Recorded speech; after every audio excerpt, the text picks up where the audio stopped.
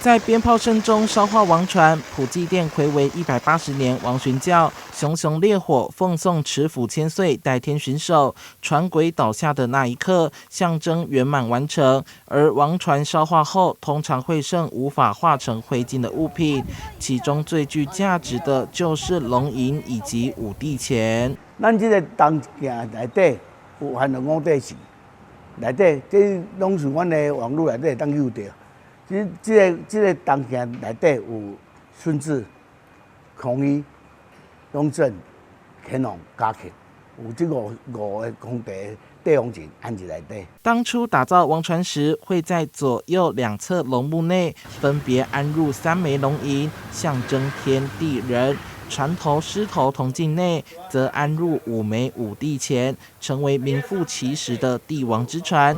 内行人会判断船首方向，划定范围后，再用金属工具挖掘。今天早上9点多，哦，Q， 有 Q 是了先 Q 等下，下晡，因为下早去用管理员讲袂使 Q， 小烧，所以佮走等下晡。4点外那个来，捡到的东西不是它的金钱的价值，是它物质上180年我们再也遇不到的那种价值。来自安定的一对夫妻，一口气找到4枚龙银。记者实地在现场也找到1枚，另1枚则是被高雄的李先生寻获，相当幸运。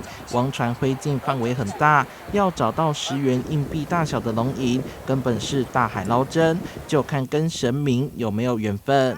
记者苏怀棠的报道。